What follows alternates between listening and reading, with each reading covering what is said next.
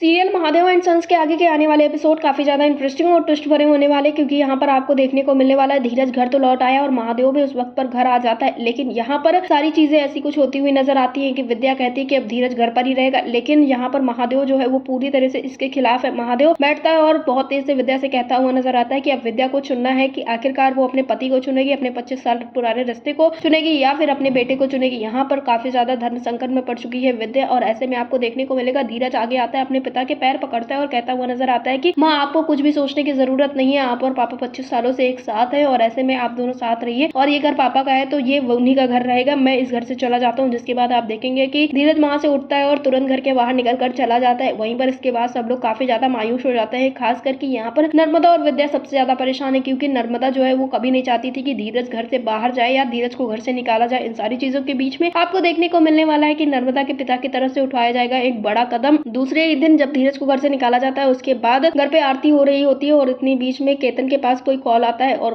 केतन खूब तेज से बात करता है, जिसके बाद महादेव चिल्लाता हुआ भी नजर आता है कि पूजा के टाइम पे इस तरह से क्यों बात कर रहे हो। जिसके बाद केतन बताता है कि किसी ने धीरज के ऊपर जानलेवा हमला किया है और किसी ने उसको चाकू से मारने की कोशिश की। फिलहाल ये काम किसी और ने नहीं बल्कि नर्मदा के पिता ने करवाया था। नर्मदा के पिता ने गुंडों को पैसे देकर धीरज को जान से मरवाने की कोशिश की थी। ये सुनने के बाद तो विद्या और ज्यादा परेशान हो जाती है, उसकी आंखों से आंसू रुकते नहीं है, लेकिन फिर भी उसके सामने एक सबसे बड़ी प्रॉब्लम यह है कि अभी महादेव उसे अलाउ नहीं करता है कि वो उससे मिल सके। जिसके बाद अब यहाँ पर जो विद्या है वो महादेव को एक बड़ा चैलेंज करती हुई नजर आती है और कहती हुई नजर आती है कि आज महादेव को चुनना पड़ेगा, या तो वो अपने बेटे को घर लिया या तो अपना रिश्ता जो है वो उसके साथ छोड़ दे, क्योंकि अब जो विद्या है वो अपने बेटे को भी नहीं छोड़ सकती है, क्योंकि इस वक्त पर वो काफी ज्यादा मुश्किलों में है। और यहाँ पर अब महादेव को एक बड़ा कदम उठाना पड़ेगा, या तो विद्या से रिश्ता तोड़ दे या तो फिर वो धीरज को घर ले आए, उसको ढूंढ के और उसका इलाज करवाए। अब आपको क्या लगता है कि महादेव क्या कदम उठाएगा? क्या महादेव विद्या के आगे झुककर धीरज को घर ले आएगा और अपनी जो जिद थी उसको छोड़ेगा, या फिर वो एक बार फिर से धीरज को नहीं लाएगा घर पर? आपको क्या लगता है? हमें कमेंट बॉक्स में जरूर बताएं।